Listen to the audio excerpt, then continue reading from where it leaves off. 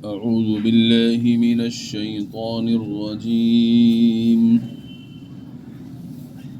بسم الله الرحمن الرحيم. قل أعوذ برب الناس ملك الناس إله الناس من شر الوسواس الخناس الذي يوسوس في صدور الناس من الجنة والناس. صدق اللہ العظیم. آج جو سورہ مبارکہ تلاوت کی گئی ہے یہ سورہ ناس ہے، اور اس کی تشریح اور تفسیر کا بیان گزشتہ کئی دنوں سے چل رہا ہے. اللہ تبارک و تعالی نے اس سورہ مبارکہ میں اولاً اپنی 3 صفات بیان فرمائی، اور پھر اللہ تبارک و تعالی نے شیطان مردود کے شر سے، اس کے وسوسہ ڈالنے سے پناہ مانگنے کی ہدایت عطا فرمائی ہے. ارشاد فرمایا قل اعوذ برب الناس، کہو کہ میں پناہ مانگتا ہوں سب لوگوں کے پروردگار کی، ملک الناس سب لوگوں کے بادشاہ کی، الہ الناس سب لوگوں کے معبود کی، من شر الوسواس الخناس اس وسوسہ ڈالنے والے کے شر سے جو پیچھے کو چھپ جاتا ہے، الذی یوسوس فی صدور الناس جو لوگوں کے دلوں میں وسوسہ ڈالتا ہے، من الجنۃ والناس چاہے وہ جنات میں سے ہوں یا انسان میں سے. میں نے کل عرض کیا تھا کہ شیاطین مردود یہ انسانوں کے دلوں میں مختلف قسم کے وسوسے ڈالتا ہے، اور جو مختلف قسم کے وسوسے ڈالتا ہے ان میں سے ایک وسوسہ ایمان کے تعلق سے ہے، کہ کبھی کبھی وہ ایمان کے تعلق سے وسوسہ ڈالتا ہے، اور وہ وسوسہ بھی ایسا ہوتا ہے کہ آدمی اس میں پریشان ہو جاتا ہے. مثلا اللہ تعالیٰ کے بارے میں دل میں ڈال دیتا ہے کہ اللہ تبارک و تعالیٰ کیسے ہیں، اللہ تبارک و تعالیٰ کہاں رہتے ہیں، اللہ تعالیٰ کے کیسے ہاتھ ہیں، یا اللہ تبارک و تعالیٰ سے پہلے دنیا میں کون تھا. اس قسم کے وسوسے وہ ڈالتا رہتا ہے. اس کا کیا علاج ہے وہ کل عرض کر چکا ہوں. دوسری قسم جو وسوسے کی ہے جو انسانوں کے دلوں میں ڈالتا ہے شیطان مردود، وہ وہم ہے. مثلا پاکی ناپاکی کے تعلق سے وہ وسوسے ڈالتا ہے. ایک آدمی وضو کرتا ہے، وضو میں اعضائے وضو کو وہ 3 بار دھوتا ہے. اب 3 بار اس نے اعضائے وضو کو اچھی طرح سے دھو لیا. اب وضو سے وہ فارغ ہوا تو اس کے دل میں اس نے وہم ڈالا کہ تیرا ہاتھ سوکھا رہ گیا، تیرا وضو ہی نہیں ہوا. کبھی وہ ذہن میں ڈالتا ہے تیری کوہنی خشک رہ گئی، تیرا وضو نہیں ہوا. کبھی ڈالتا ہے کہ تیری ایڑی خشک رہ گئی، تیرا وضو نہیں ہوا. اور یہ جو وہم کی بیماری ہے یہ انتہائی خطرناک بیماری ہے. جو آدمی اس میں مبتلا ہو جاتا ہے وہ بیچارہ بہت پریشان رہتا ہے. اس کو وضو کے تعلق سے، پاکی ناپاکی کے تعلق سے، نماز کے تعلق سے بار بار یہ وہم، یہ وسوسہ ہوتا رہتا ہے. پتہ نہیں میری نماز بھی ہوئی کہ نہیں ہوئی ہے، میرا وضو بھی ہوا یا نہیں ہوا ہے. تو اس قسم کے جو وسوسے اور وہم ہوتا ہے، اس کا علاج یہ ہے کہ آدمی اس کی زبردستی مخالفت کرے، اس کے خلاف ورزی کرے زبردستی. کس طرح سے کرے؟ مثلا جب آدمی نے 3 مرتبہ اعضائے وضو کو اچھی طرح سے دھو لیا، اب وضو کرنے کے بعد اس کے دماغ میں یہ آ رہا ہے کہ تو نے ہاتھ صحیح سے نہیں دھوئے، تیرا ہاتھ خشک رہ گیا. تو اس سے کہے کہ نہیں میں نے تو صحیح سے وضو کیا ہے، میں نے 3 مرتبہ اپنے اعضاء کو دھو لیا، میرا وضو ہو گیا، میں نہیں دہراؤں گا وضو. تو اس طرح سے کرے گا، اس کی خلاف ورزی کرے گا تو یہ وہم کی بیماری دور ہو جائے گی. اس طرح کا واقعہ غالباً حضرت گنگوہی، مولانا عبدالرشید احمد گنگوہی رحمۃ اللہ علیہ کے تعلق سے لکھا ہے کتابوں کے اندر. حضرت نے ایک مرتبہ وضو کیا، اور وضو کرنے کے بعد نماز کے لیے چل دیا. تو راستے میں ان کے دل میں خیال آیا، وسوسہ آیا کہ شاید میری کوہنی سوکھی رہ گئی. حضرت نے فرماتے ہیں کہ میں نے کہا چلو اس شبے کو دور کر لو، کوئی حرج نہیں ہے. تو حضرت گئے اور جا کر کے اس کوہنی کو دھو آئے. پھر واپس آئے تو آنے کے بعد پھر خیال آیا دل میں کہ تیرے بائیں ہاتھ کی کوہنی بھی خشک رہ گئی ہے۔ حضرت پھر گئے کہ چلو اس شبے کو بھی دور کر لیتے ہیں، جا کر اس کوہنی کو دھو آئے۔ اب جب اس کوہنی کو دھو کر آئے ہیں تو اب پھر وسوسہ آیا اور پھر دل میں یہ بات ڈالی گئی کہ تمہارے تو ٹخنے بھی خشک رہ گئے ہیں۔ اب حضرت نے فرمایا اچھا تو تم ہو، یہ حرکت تم کر رہے ہو، ایسا ہے اب میرا وضو نہیں ہوا نا، میں بغیر وضو کے ہی نماز پڑھوں گا۔ یہ کر کے حضرت نے نماز پڑھ لی اور پھر فرمایا اپنے مریدین سے حضرت نے کہ اگر آج میں اس سے یہ نہ کہتا کہ ٹھیک ہے تم میرا وضو نہیں ہوا کوئی بات نہیں، میں بغیر وضو کے ہی نماز پڑھ لوں گا، تو یہ مجھے اس بیماری کے اندر مبتلا کر دیتا اور مستقل یہ میرے ساتھ لگ جاتی جو مرتے دم تک میرا پیچھا نہیں چھوڑتی، یہ وہم کی بیماری۔ اس لیے حضرت نے اس کا علاج یہ کیا، تو لہذا ہمیں بھی یہی اس کا علاج بتایا گیا کہ جب بھی کسی کو وہم کی بیماری ہو، وسوسے آئیں، تو اس کو چاہیے کہ اس کی زبردستی خلاف ورزی کرے، تو اس سے یہ وہم کی بیماری دور ہو جائے گی۔ اچھا، حدیث مبارکہ میں بھی ہمیں اس کے بارے میں ملتا ہے کہ ایک صاحب حضور اکرم صلی اللہ تعالی علیہ وآلہ وسلم کی خدمت بابرکت میں آئے اور آنے کے بعد کہنے لگے اللہ کے نبی میں نماز پڑھتا ہوں تو نماز میں مجھے بار بار یہ خیالات آتے ہیں کہ جیسے میرا وضو ٹوٹ گیا، میں بڑا پریشان رہتا ہوں۔ تو آپ علیہ الصلاۃ والسلام نے ان سے فرمایا کہ تمہارا وضو جب تک نہیں ٹوٹے گا جب تک کہ تم آواز نہ سن لو یا جب تک کہ تمہیں بدبو نہ آ جائے۔ جب تم دیکھو کہ بدبو آ گئی ہے یا تمہیں لگے کہ آواز ہے تو تمہارا وضو ٹوٹ گیا، اگر بدبو نہیں ہے، آواز نہیں ہے تو تمہارا وضو نہیں ٹوٹے گا۔ تو آپ علیہ الصلاۃ والسلام نے ان صاحب کو جن کو یہ وہم کی بیماری ہو گئی، جس کو وہمی کہا جاتا ہے، تو آپ نے ان کا علاج یہ بتایا کہ تم اس کی زبردست خلاف ورزی کرو، اور جو یہ شبہ دل کے اندر آ رہا ہے، یہ وسوسہ آ رہا ہے، وہم پیدا ہو رہا ہے، یا تو تم اس پر قطعاً دھیان مت دو، بلکہ جب آواز آئے یا جب تمہیں بدبو محسوس ہو تو سمجھنا کہ میرا وضو ٹوٹ گیا، اس سے پہلے مت سمجھنا کہ میرا وضو ٹوٹا ہے۔ تو یہ آپ علیہ الصلاۃ والسلام نے ان کے لیے علاج تجویز فرمایا۔ اب یہ ان صحابی کا علاج ہے کہ جن کو وہم کی شکایت ہو رہی ہے، یہ سب کے لیے نہیں ہے۔ اب کسی آدمی کی ریح خارج ہو رہی ہے، اس کو احساس ہو رہا ہے کہ میری ریح خارج ہو گئی، لیکن اس میں آواز نہیں ہے، بدبو بھی نہیں ہے، تو وہ کہنے لگے کہ صاحب میرا وضو نہیں ٹوٹا، چونکہ نبی علیہ الصلاۃ والسلام نے فرمایا بدبو آنی چاہیے اور اس میں جو ہے آواز ہونی چاہیے۔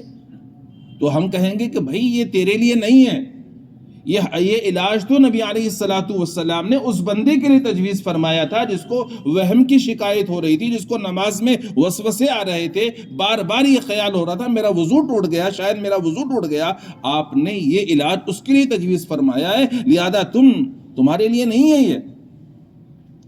اب یہ میں ان لوگوں کے لیے بتا رہا ہوں کہ جو لوگ صرف حدیث کے ظاہر کو دیکھ کر مطلب نکال لیتے ہیں، ایک حدیث پڑھی اور مطلب نکال لیا، اب وہ کہتے ہیں لوگوں سے کہ ان ملا مولویوں کے چکر میں مت پڑنا، یہ تو ایسی پھنساتے رہے، دیکھو صاف حدیث ہے، فلاں کتاب کی ہے، اس میں لکھا ہوا ہے کہ جب تک بدبو نہ آئے، جب تک آواز نہ ہو، وضو نہیں ٹوٹے گا، لہٰذا جب تک بدبو نہیں آئے گی اور آواز نہیں ہوگی ہم تو نہیں مانتے کہ ہمارا وضو ٹوٹ گیا، مولوی غلط بتا رہا ہے۔ تو یہ حدیث کو نہ سمجھنے کی وجہ ہوتی ہے۔ حدیث کو سمجھے گا بندہ تب اس کو پتہ لگے گا بھئی یہ ہر ایک کے لیے نہیں ہے۔ یہ نبی علیہ الصلاۃ والسلام نے اس بندے کا علاج بتایا ہے جس کو وسوسے کی وہم کی شکایت ہو رہی ہے، اس کے لیے علاج ہے، سب کے لیے نہیں ہے۔ سب کے لیے تو ضابطہ اصول یہی ہے کہ اگر ریح خارج ہو گئی تو اس سے وضو ٹوٹ جائے گا، یہ سب کے لیے نہیں ہے یہ۔ تو بہرحال نبی علیہ الصلاۃ والسلام نے ان کا یہ علاج تجویز فرمایا۔ تو ہمیں بھی معلوم ہوتا ہے کہ جب کبھی کسی کو وہم کی شکایت ہو جائے، وسوسے آ رہے ہیں، تو اس کا علاج یہی ہے کہ اس کی زبردستی خلاف ورزی کرے، تب اس وہم کی بیماری سے وہ بچ سکتا ہے۔ اگر اس کا علاج نہ کیا گیا تو یہ وہم کی بیماری ایسی ہوتی ہے کہ آدمی کو نماز پڑھنے میں کم سے کم 1 گھنٹہ خرچ ہو جائے گا۔ اس نے وضو کیا، اس میں دل میں شبہ ڈالا کہ ابھی وضو نہیں ہوا، پھر دوبارہ کر رہا ہے، پھر دل میں شبہ ڈالا وضو نہیں ہوا، پھر دوبارہ کر رہا ہے، تو بار بار وضو کرے گا، نماز پڑھنے کھڑا ہوگا، نماز میں تو نے تو شاید سورہ فاتحہ ہی نہیں پڑھی، تو نے تو تحیات ہی نہیں پڑھی، تیری شاید 2 رکعت نہیں، تیری 1 ہی رکعت ہوئی ہے۔ اب وہ بندہ نماز کا سلام پھیرے گا، پھر نماز دہرائے گا، پھر تیسری مرتبہ دہرائے گا. اس طرح سے جس نماز میں 10 منٹ لگنے تھے اب اس میں 1 گھنٹہ لگے گا. اب 1 گھنٹہ لگ رہا ہے، ایک دن ایسا آئے گا وہ بندہ نماز پڑھنا چھوڑ دے گا اور یہ کہے گا کہ صاحب میں تو بڑا پریشان ہوں، نماز پڑھنے جاتا ہوں مجھے تو 1 گھنٹہ لگ جاتا ہے، اس سے اچھا میں پڑھتا ہی نہیں. تو شیطان ابتدا میں وسوسے ڈالتا ہے، وہم پیدا کرتا ہے، اور پھر بندے کو اس طرح سے وہ عمل سے ہی دور کر دیتا ہے. لہذا ہمیں چاہیے کہ جب وہم پیدا ہو، وسوسہ دل کے اندر آئے، تو ہمیں فوراً ہی اس کا علاج کرنا چاہیے. اور اس کا علاج ایک تو یہی ہے کہ یہ سورہ مبارکہ پڑھ کر کے اللہ تبارک و تعالیٰ کی پناہ مانگ لینی چاہیے کہ باری تعالیٰ میں آپ کی پناہ مانگتا ہوں شیطان مردود کے وسوسہ ڈالنے سے، آپ میری اس سے حفاظت فرما لیجئے. اور دوسرا علاج یہ ہے کہ جب دل میں وہم پیدا ہو، وسوسہ آئے، تو فوراً ہمیں اس کی خلاف ورزی کرنی چاہیے زبردستی، تو اس سے اس کا علاج ہو جائے گا، پھر وہم کی بیماری سے انسان بچ جاتا ہے. اور یہ جو شیطان مردود ہے یہ انسانوں کے دلوں میں جہاں مختلف قسم کے وسوسے ڈالتا ہے، اسی طرح سے یہ شبہات بھی بہت ڈالتا ہے. اور ان کی کوشش یہ ہوتی ہے کہ مسلمانوں کو آپس میں بھڑوا دے. ان کی کوشش ہوتی ہے شیطان مردودوں کی کہ میاں بیوی آپس میں بڑے پیار محبت سے رہ رہے ہیں، ان کے درمیان میں شبہات پیدا کر کے آپس میں اختلاف پیدا کر دے. چنانچہ حدیث آپ نے سنی ہوگی، حضور اکرم صلی اللہ تعالی علیہ وآلہ وسلم نے ارشاد فرمایا کہ یہ ابلیس سمندر پر اپنا تخت لگا کر بیٹھتا ہے. دربار اس کا لگ رہا ہے، تخت ڈالا ہوا ہے، دربار لگایا ہوا ہے اس نے، اور وہاں پر اس کے جتنے بھی چیلے ہیں ان چیلوں کی سب کی ڈیوٹی لگاتا ہے. اچھا یہ بات ذہن نشین کرتے چلیں کہ ابلیس ایک ہی ہے، وہ ابلیس جس نے آدم علیہ السلام کو سجدہ کرنے سے انکار کیا تھا وہ ایک ہے. اب باقی جتنے بھی ہیں وہ اس کے سب چیلے چپاٹے ہیں، سب اس کے چیلے ہیں. یہ تو یہ ابلیس سب کے پاس نہیں بھاگا پھرتا، اس کے چیلے چپاٹے کام کرتے ہیں. تو یہ شیطان مردود سمندر پر دربار لگاتا ہے، تخت لگا کر بیٹھتا ہے اور اس میں اپنے چیلوں کی ڈیوٹیاں لگاتا ہے، تم جا کر فلاں کو بہکاؤ، ایسے کرو ویسے کرو. پھر رات کو جب یہ واپس لوٹ کر آتے ہیں تو یہ کارگزاری دیتے ہیں. اور جب کارگزاری دیتے ہیں تو کارگزاری دینے میں ایک شیطان کا چیلا کہتا ہے کہ سر میں نے تو آج فلاں بندہ نماز پڑھنے جا رہا تھا، میں نے اس کے دل میں اس طرح کا وسوسہ ڈالا کہ میں نے اس کو نماز سے دور کر دیا. فلاں بندے نے زکوٰۃ کا صدقات کا ارادہ کیا تھا، میں نے اس کے دل میں ایسا خیال ڈالا کہ اگر تو صدقہ دے گا، زکوٰۃ دے گا، تیرے مال میں کمی آ جائے گی، مت دے زکوٰۃ صدقہ. تو اس نے جو ہے میری باتوں میں آ کر کے زکوٰۃ صدقہ دینا ملتوی کر دیا، ارادہ نہیں دیا اس نے. تو اس طرح سے وہ سب کارگزاریاں سناتا ہے، شیطان سنتا رہتا ہے. پھر اتنے میں ایک شیطان کھڑا ہوتا ہے اور وہ بتاتا ہے کہ میاں بیوی بڑے پیار محبت سے رہ رہے تھے دونوں، میں نے ان دونوں کے درمیان میں اختلاف ڈال دیا، دونوں میں نفرتیں ہو گئی، طلاق دلوا دی میں نے. اب شیطان اس سے بہت خوش ہوتا ہے، اس کو کھڑے ہو کر گلے لگاتا ہے.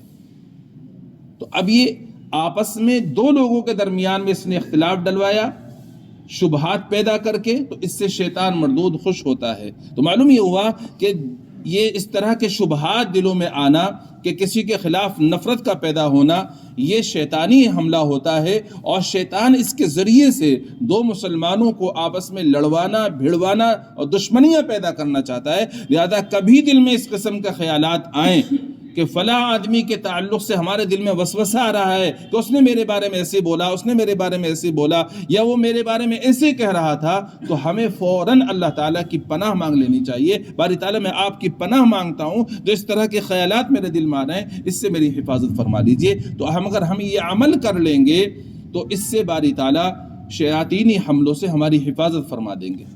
اور آپ نے وہ حدیث بھی سنی ہوگی جس میں نبی علیہ الصلوۃ نے ارشاد فرمایا کہ یہ شیطان انسان کی رگوں میں خون کی طرح سے دوڑتا ہے، خون کی طرح سرایت کرتا ہے. ایک مرتبہ آپ علیہ الصلوۃ اعتکاف میں بیٹھے ہوئے ہیں تو آپ کی زوجہ مطہرہ ام المؤمنین حضرت صفیہ رضی اللہ تعالی عنہ ملنے کے لیے آئیں. آپ علیہ الصلاۃ والسلام سے ملنے کے بعد جب وہ واپس جا رہی تھی تو آپ ان کو چھوڑنے کے لیے جا رہے ہیں کچھ دور تک، تو رات کا اندھیرا ہے، ادھر سے آپ نے دیکھا 2 صحابی آ رہے ہیں، تو آپ نے جب ان 2 صحابہ کرام کو آتے ہوئے دیکھا تو ان کو اپنے قریب بلا کر فرمایا کہ بھئی یہ جو عورت تم نے میرے ساتھ میں دیکھی ہے یہ میری بیوی صفیہ ہے جو مجھ سے ملنے کے لیے آئی تھی۔ تو وہ صحابہ دونوں کہنے لگے اللہ کے نبی یہ بات بتانے کی آپ کو کیا ضرورت تھی؟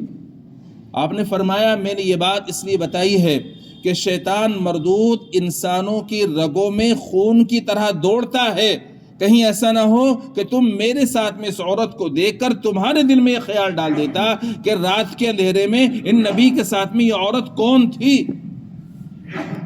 اس لیے میں نے اس وسوسے اس وہم کو دور کرنے کے لیے، اس خیال کو تمہارے دور کرنے کے لیے میں نے تمہیں یہ بتایا کہ یہ عورت کوئی اور نہیں بلکہ یہ میری بیوی صفیہ ہے، تاکہ شیطان مردود تمہارے دل میں میرے متعلق کسی قسم کا وسوسہ اور خیال ڈال ہی نہ سکے۔